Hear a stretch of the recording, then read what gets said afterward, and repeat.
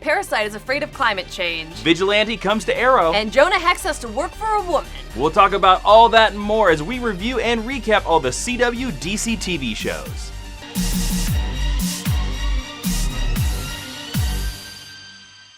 Hi, I'm Jason Inman. And I'm Ashley Victoria Robinson. And welcome to DCTV Recap, where we're going to break down and talk about and lasso all the episodes of CW DCTV shows because we love them. We love superheroes and we love them. Yeah. We're going to talk about them. We're going to wrangle them up. And you want to stick around to the end of this video because we're going to give away a prize if you watch the entire video. Hey, let's jump right into the first episode of this week, Supergirl. Supergirl Season 2, Episode 6, Changing. The Guardian arrives to lend a hand when an alien parasite drains Supergirl of her powers. Mon-El contemplates his motives when he considers a new career. Alex faces a new reality. All right, so let's talk about the good of this episode. Was there anything that stood out as really good to you in this episode? To me, the human interest side of this story was the best part of the episode. How so? Alex comes out to Kara in a scene that feels really well executed. Now, are you talking about the scene on the waterfront? I am. Okay, now I had that as a good as well. What did you like it? I liked it because it felt like it was a conversation that two sisters who cared about each other would felt actually very real. have. Yeah, and you really got the sense that they loved each other and that this really, really mattered. And sometimes some of the more emotional beats aren't handled the best way possible because we're moving on to the superhero stuff. Yes. But I think because this was the focus of the episode, to me it really shone out, and I loved their interactions this episode. Alex, the actress that played Alex, Kyler Lee. Kyler Lee, she did, I think, a fantastic job this episode. And I thought that the factor of her sexuality was handled much better this week than it was last week. I will definitely agree with that, And all the scenes that dealt with it were very strong. I want to point out a thing that I also loved that had something to do with one of the girls in that scene. I loved seeing Melissa Benoist portray drunk Supergirl. Oh, really? Yeah, so Mon-El gives her this weird drink that she takes a shot of, and I believed that Melissa Benoist was actually drunk. I know she was acting, but I thought drunk Supergirl was so funny. I thought it was really kind of silly and late on because to me it recalled this scene where Caitlin and Barry went out and got drunk and sang karaoke in season 1 of The Flash. But I thought this was much better handled. This was way better handled than that season 1 Flash episode. Yeah, I mean, I didn't love it as much as you. Let's talk a little bit about Dr. Rudy Jones. Now, the Parasite. Now, this is quite a change for the Parasite.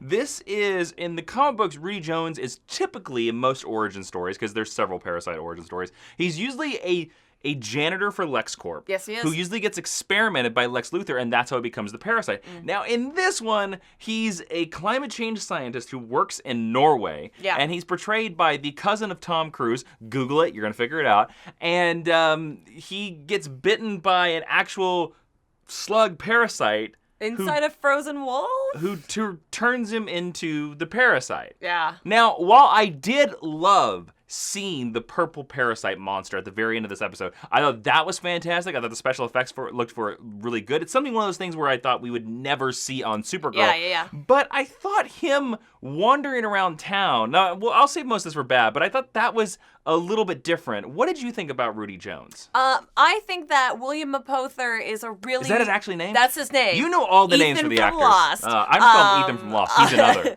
He plays a Canadian in that. I think he is a fabulous actor, so I didn't mind seeing him from scene to scene, but he kind of had nothing to do until he ascended to being the Parasite, and then it wasn't him, it was the CG house. We'll go deeper into that, and then once we get to the bad, let's keep talking about the good stuff. I actually thought how Rudy became the purple Parasite was perfect. Really? Now he got to suck on, and this is terrible. This sounds terrible, but I mean, how else do you describe this? He got to drain.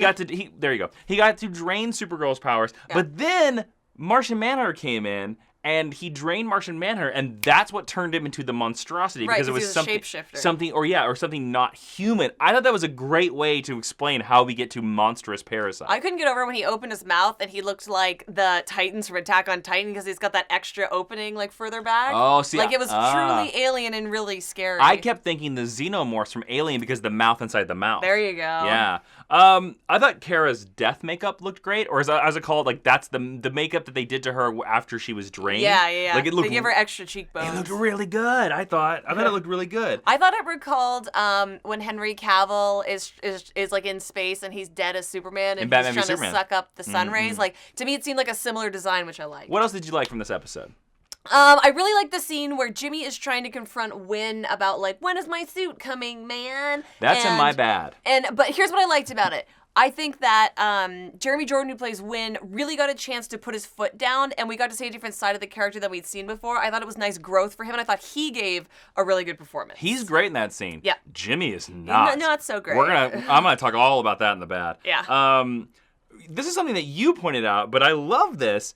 Mon-El is, at the very end of the episode, was wearing a very Smallville-like costume. Oh, yeah. Except he was wearing his colors of the red shirt and the blue coat, which is what Mon-El's costume is in the comic book. Clark Kent also wore that same color scheme in Smallville, but I really appreciated that we were putting Mon-El and his colors very Smallville-like. Yeah, nice. I also think that this episode was the best the character Maggie Sawyer has been so far. I will definitely agree with that. Maybe it's because she only had one little job to do at the end of the episode, so she was like a nice... Well, she had a couple scenes. She did, but she was like a nice icing on the cake to the Alex storyline, as opposed to trying to drive that. And I feel like before her appearances felt forced, but she was really great in this episode. Last thing that I really liked was I liked Cadmus capturing Mon-El. Oh, really? But I also liked, you made this joke as we were watching the episode, that you were like, okay, don't trust any homeless person in National City. I mean, they will kidnap you. I live in LA, so that's like my standard anyway. Anything else on the good side of this episode before we enter the bad? I mean, Supergirl was really good, and it was nice to see her teaming up with Martian Manhunter. Supergirl's always good. Martian Manhunter's always good. Together That's all the time. Given. Okay, let's move into the bad, stuff we don't really like.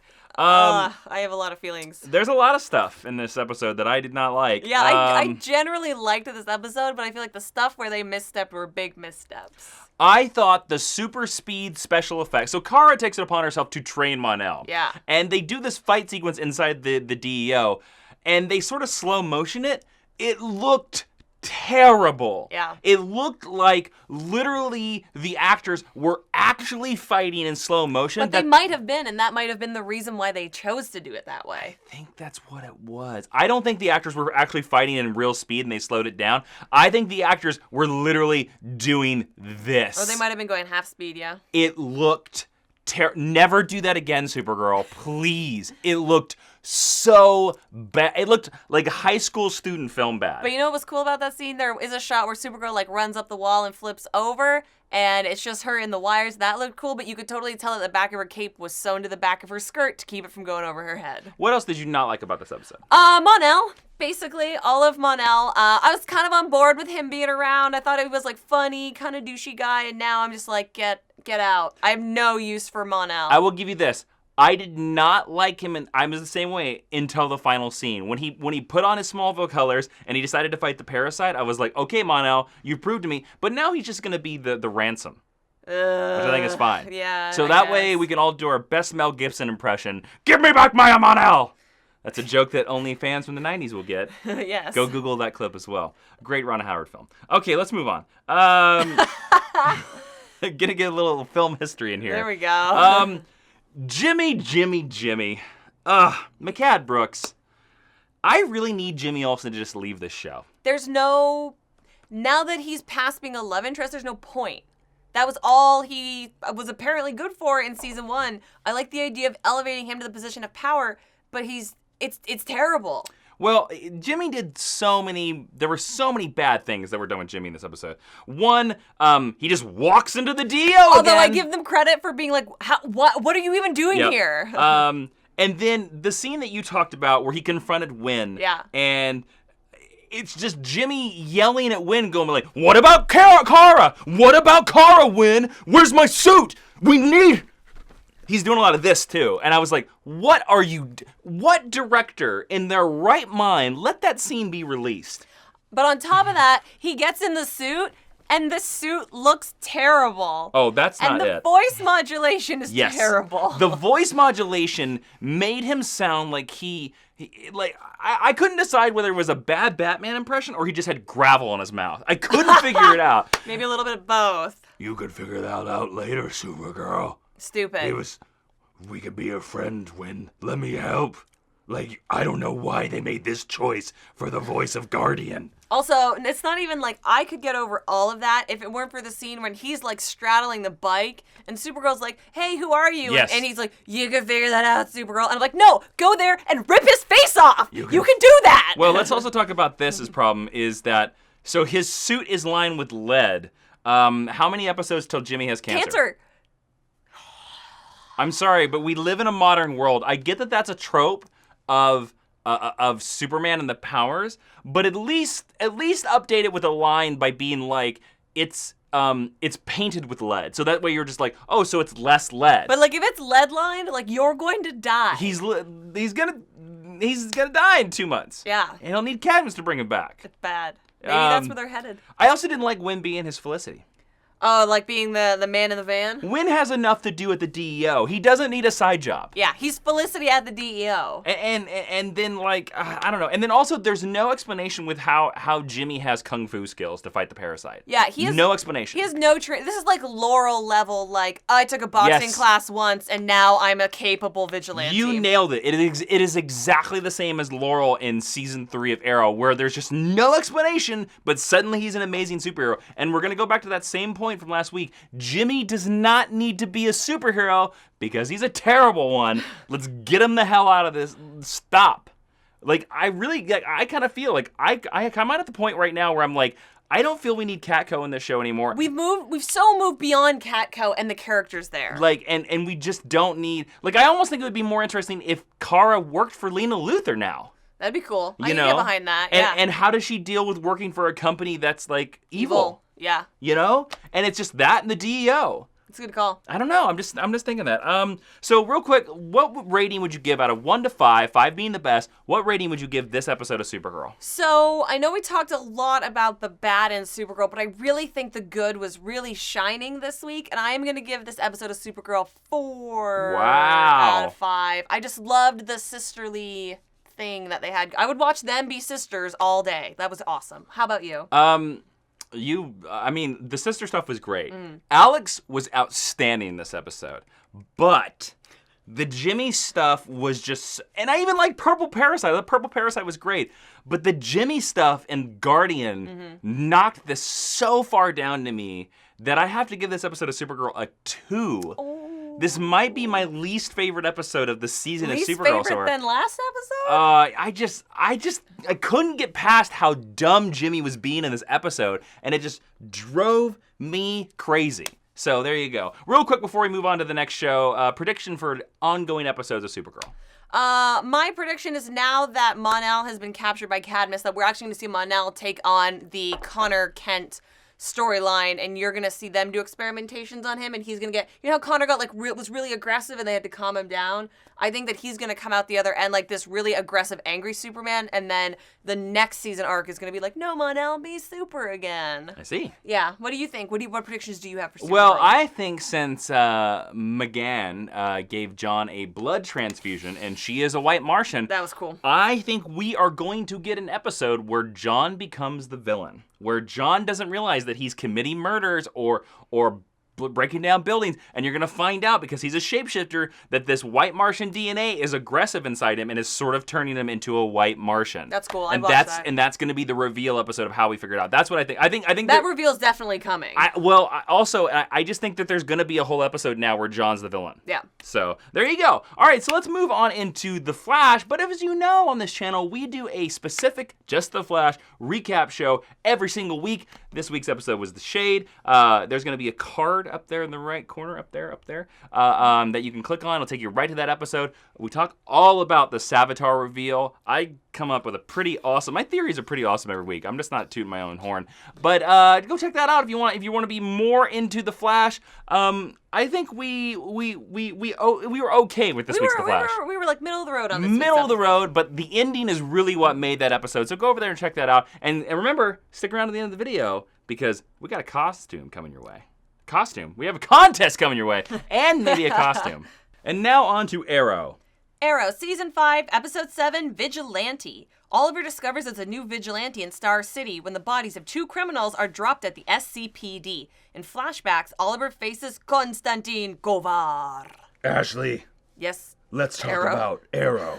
Okay, let's. Have you failed this recap yet? Probably. Okay, what did you like in my episode? I really liked the flashbacks in this episode. Me too. They were so good. I don't know basically anything about Dolph Lundgren, but I am totally on board with him. He went to MIT.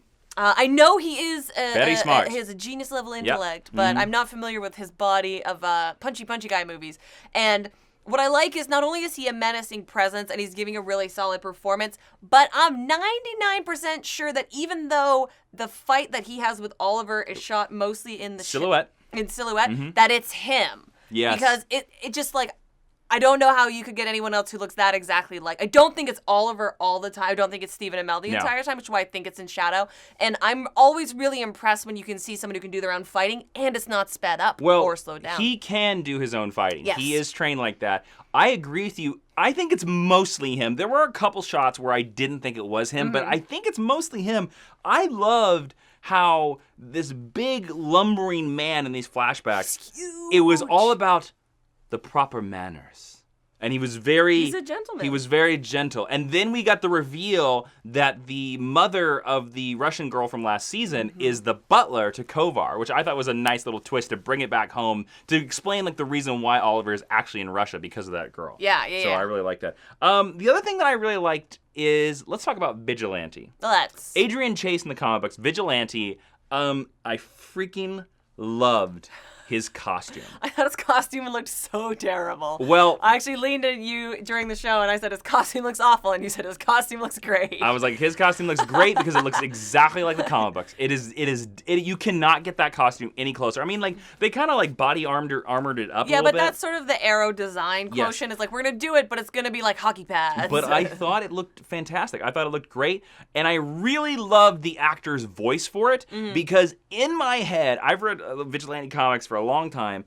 And I've always liked that character. There's a very great storyline where Nightwing fights him. It's great. And the actor's voice made Vigilante an asshole. And in my head, because Vigilante's an asshole in the comic books, and in my head, I was kind of like, yeah, that's how I've always heard Vigilante sounding. This is fantastic.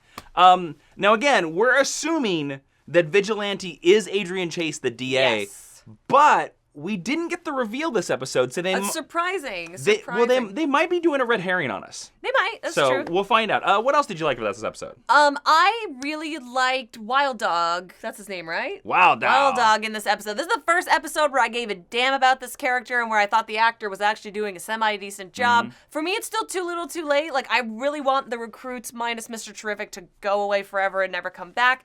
But he seems like a real person. Yes. Even though there's a front there still, he doesn't just seem like this caricature of what that character is supposed to be. And I really 100%. appreciated his performance and him interacting with the rest of the crew, especially with, I think pairing him with Diggle is a really, really neat choice. It is an interesting choice. And Diggle got a lot of strong scenes in this episode. One thing that I loved I have a feeling about Diggle. in this episode is that I really loved when we've talked about how like we've been having problems with the recruits, right? Yeah. And the recruits kind of got a little annoying in this episode as well. We'll talk more about it in the bad. But they were like, Vigilante's killing people, and the recruits were like, just let him. And then Oliver was like, what the hell? We just had a problem with this last week, and then like winked at the viewers. I appreciated that too because we were like yelling about it 10 seconds before Oliver said that. So I really appreciated that. But let's move on into Diggle. I love Diggle's crisis in this episode and how he was getting more and more angry. And I love the scene in the van that he had with Wild Dog and Curtis. By the way, I also appreciate that we had a scene in a gun shop about guns, and they were all characters of color. Yes. Which I really appreciate. Who were taking on the white owner of the gun shop. Really appreciated that, Arrow writers. But Diggle's scene in the van where he was talking about how it was John Diggle Jr.'s birthday and how that really affected him. David Ramsey hell of a performance in that scene. Oh yeah, he's incredible. He's the best actor on the show. You know, I've always heard that vans can mute your performance, but he found a way to get past the van. To enhance the van is what he did. So very well. What else did you like?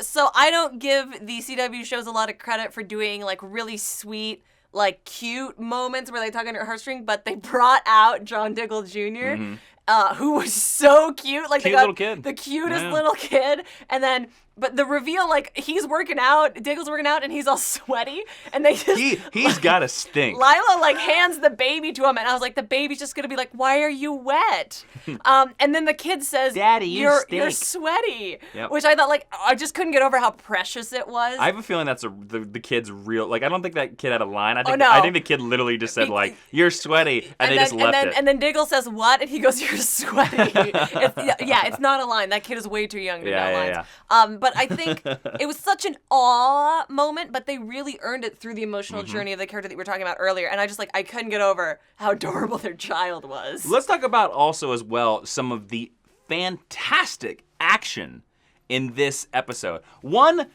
there were a lot of trick arrows. Oliver had a bulletproof net arrow. Hey, as soon as he shot it, I was like, whee! It looked like a scrim. And then Vigilante and Oliver's fight in the bank was pretty cool. There was a really cool leap by Oliver over the counter. Through the teller's window. And I thought their fist fight was pretty good. And then I loved Oliver tying him up with the bolo against the thing.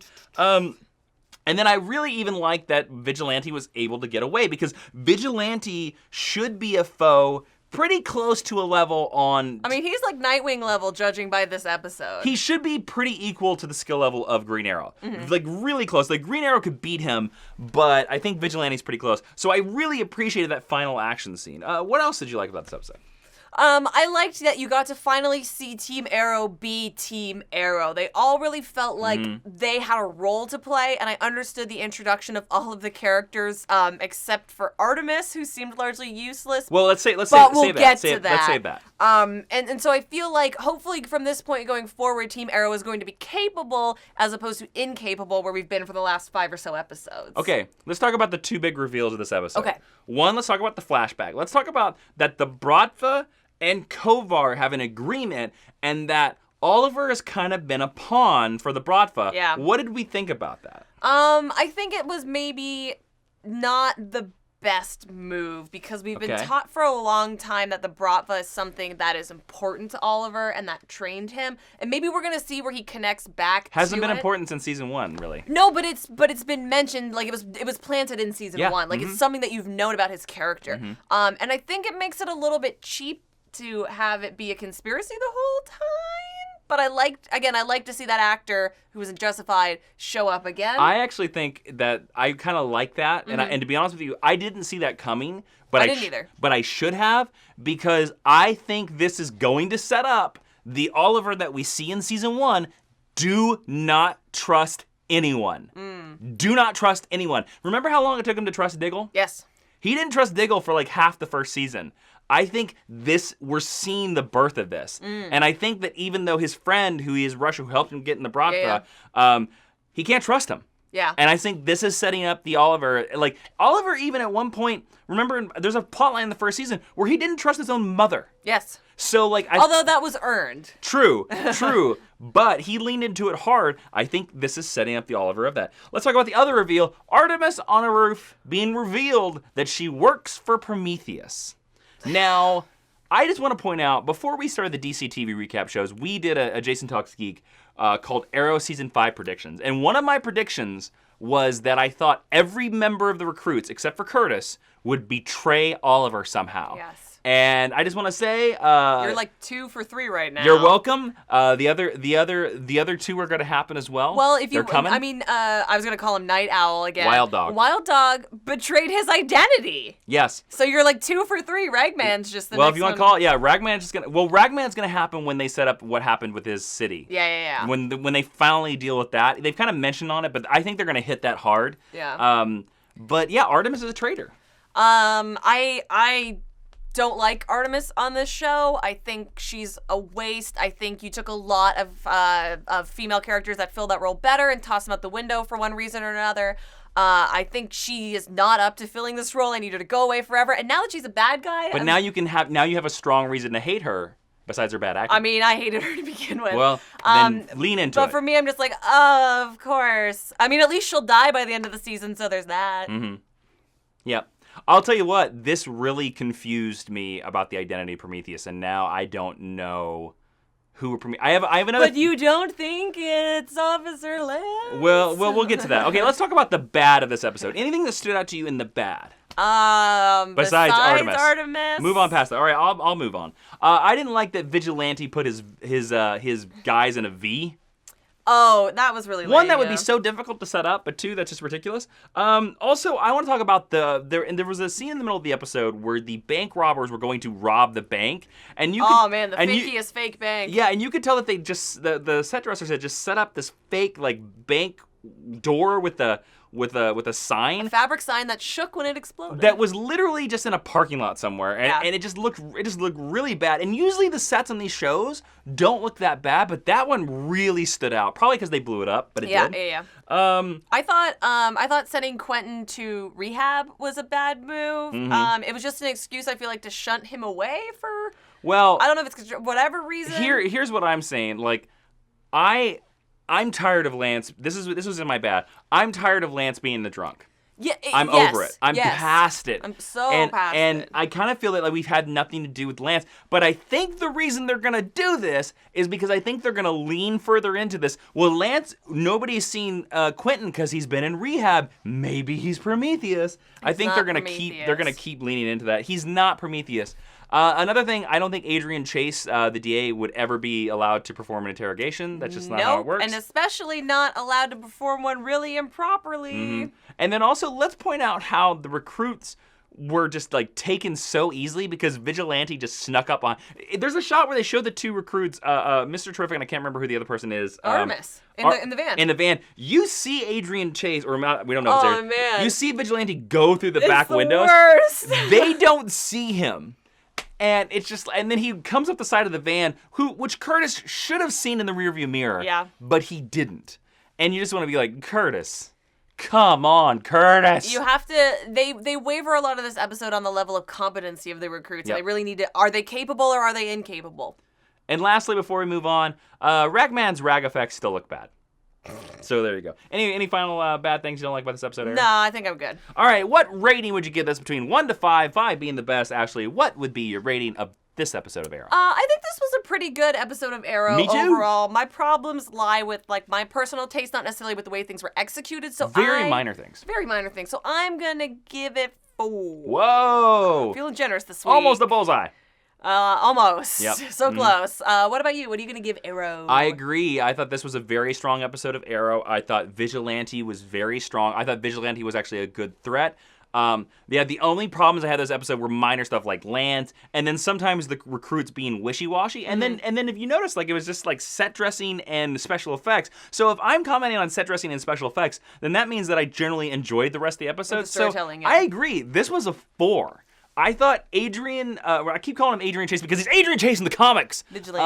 Vigilante I thought was great, and he seemed like he walked out of the comic books to me. So that's why I thought he was really good. Do you have a prediction for future episodes of Arrow? Well, I said earlier that I think that Artemis is going to get murderized by the end of the season. By Prometheus, you think? No, I think by Ragman. Because he is this character that we've set up as having all this loss in his life and maybe sucks souls. And maybe seeking revenge, and he sucks souls. And every time the CW shows have a character who's out for revenge, they kill someone to learn that maybe killing people's not the best way to deal with your revenge fantasies. And she's being set up to be the perfect sacrifice for his feelings. So I think that it's going to be Ragman, and I think he's going to be sad about it. Oh, interesting. What is your prediction for Arrow? Okay, I'm going to take another stab at Prometheus. Even though I would love Prometheus to be Walter from season 1. So much. I don't know. The Artemis reveal kind of throws me off now. So now I kind of think that this character has to have been somebody who was in season 1 and in season 4, because that was the season that Artemis first showed up when she stole the Black Canary identity. There is a character who was in both seasons who we haven't seen yet, who might be involved with some time gobbledygook in another CW show. there's a possibility Prometheus is Malcolm Merlyn. That would be so lame. It's always, the bad guy's always Malcolm Merlyn. I agree, but it's not outside of Malcolm's scope. No, you're right. To do this? Yeah. I don't know, unless it's some theory of Malcolm being like, well, you took down my League of Assassins last season, so I'm going to take down your entire team and your entire city. Yeah. I hope it's not Malcolm. We saw that in season 1. I don't really need to see it again. But again, the Dark Archer outfit and the fact that he knows Artemis somehow. Maybe it's bad guy Laurel.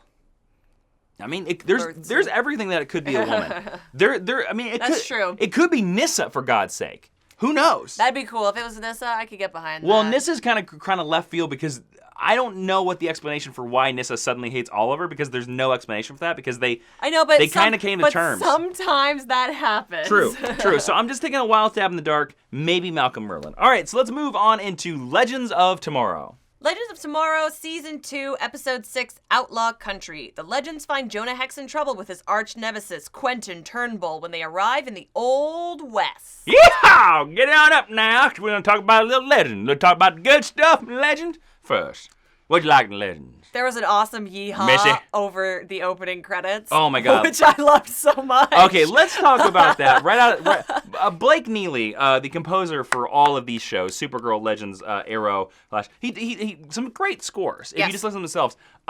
He outdid himself this episode. Last season 2 in the Wild West episode, so I don't know if he's like a spaghetti western fan. Let's hope. But this, it's a return to the same theme that we heard last season. But I laughed too. When the Legends title screen locks in, it went Yahoo! Yeah, it was like that was one of those. Probably my favorite part of the whole episode was the music, was the accompaniment. It was so good. Let's talk about. We're introduced very early into the episode to Jeff Faley, an actor, I believe that's how you say his last name, an actor who was in Machete. He was in Lost. He's been in so many things. Probably the perfect casting for Quentin Turnbull. He belongs in West. He's an actor with such energy, and he really belongs in the Old West. Such a good look for that part. And as soon as he showed up in the first scene, they didn't mention his name. Yeah. And then they went to credits, or they went to a commercial, and as soon as they went to commercial, I literally turned to you and I was like, I hope he's Quentin Turnbull. Yeah. And so when they said his name, I was like, yes, because if you don't know, Quentin Turnbull is a very classic Jonah Hex villain. Yes, he is. And Jonah has such history with with Quentin Turnbull. So the fact that we're getting to see Quentin Turnbull in live action TV, we saw him in the really terrible Jonah Hex movie. It's best to forget that movie. But and well portrayed. Oh, he was good. Jeff Faley is a great actor. He has great chemistry with everyone, too.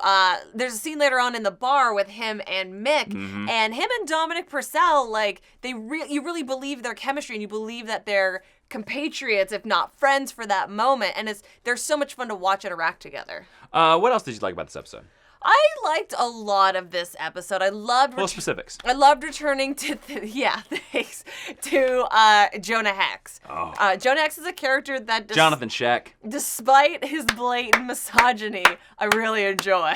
I love Jonah Hex.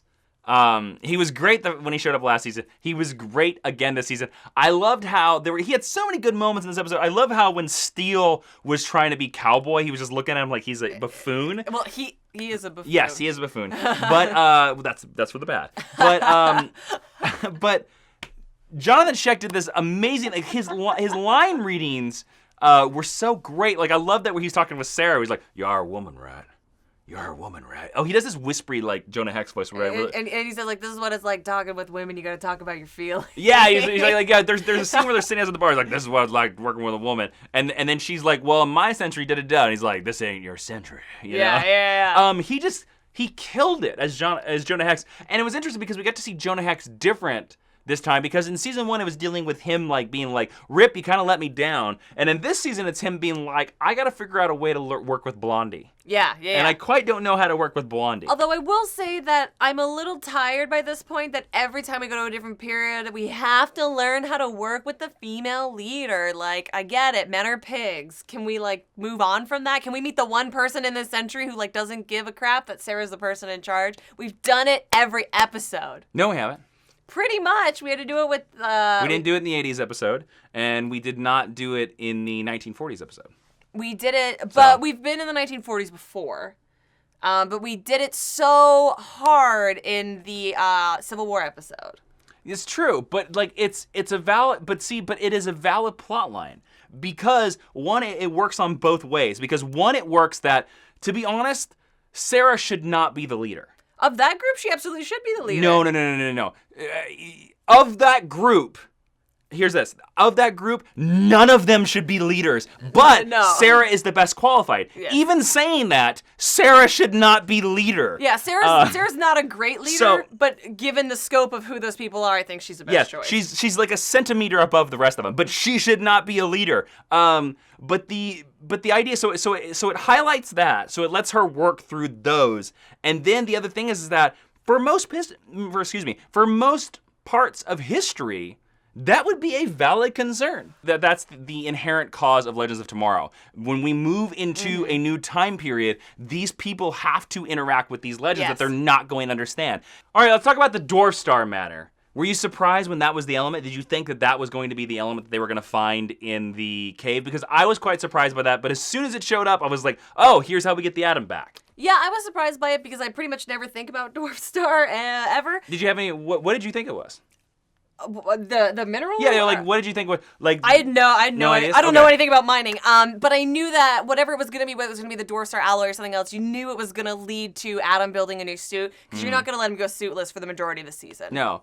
I liked also as well when Quentin Turnbull fired his gun with the Dwarf Star bullets, and it looked very similar to Rip Hunter's pistol from last season. So I kind of wonder if there's a connection or if they're just like they had the special effect design already down and maybe they did it. I also thought it was interesting that it hurt Steel. So Steel is not immediately invulnerable to everything. To everything ever, yes. What else did you like from this episode?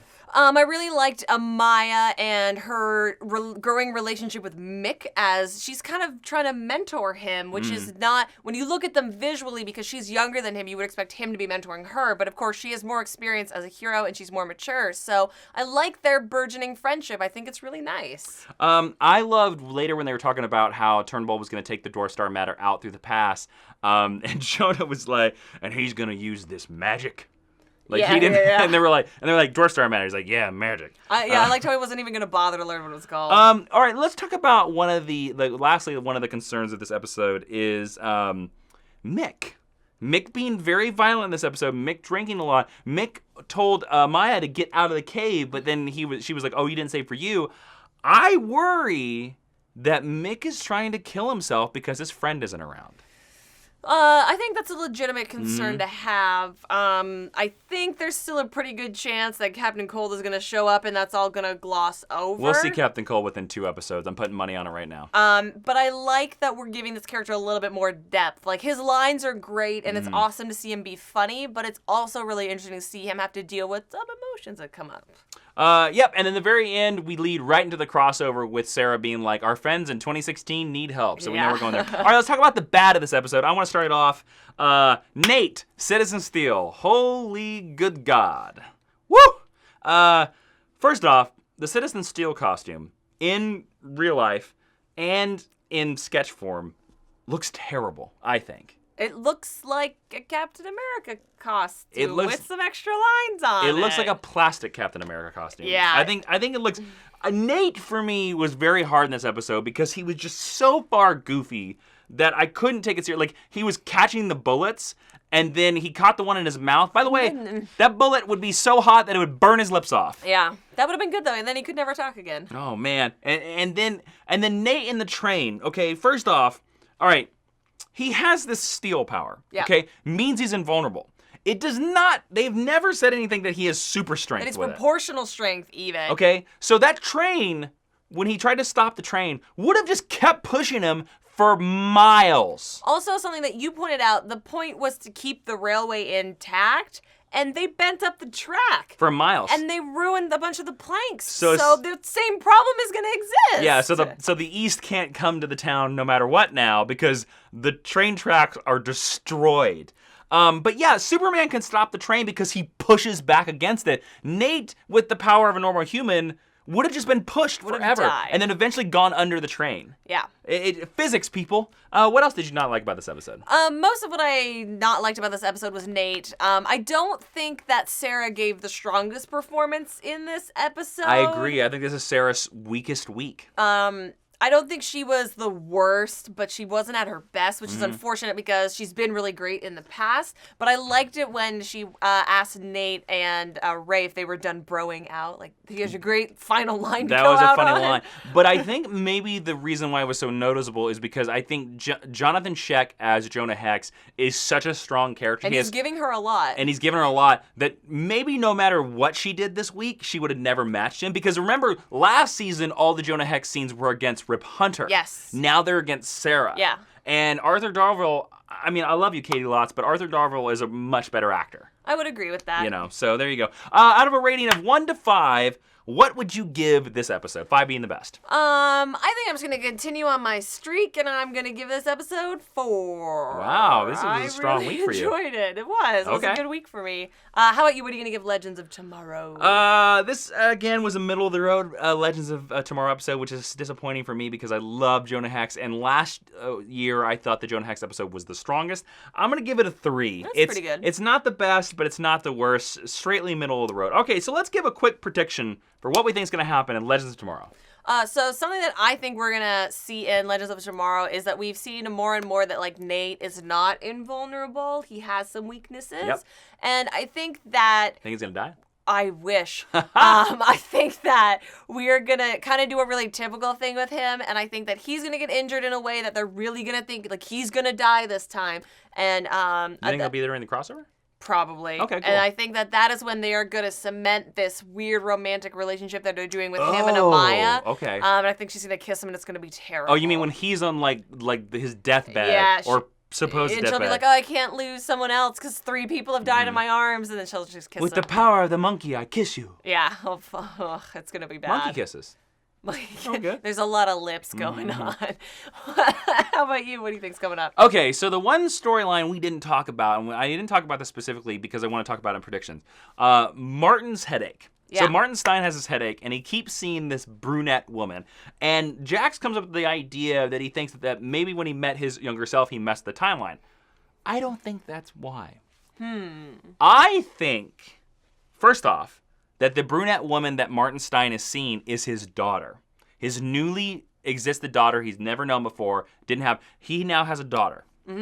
I think the problems is because he is experiencing the changes to the timeline brought on by Eobard Thawne.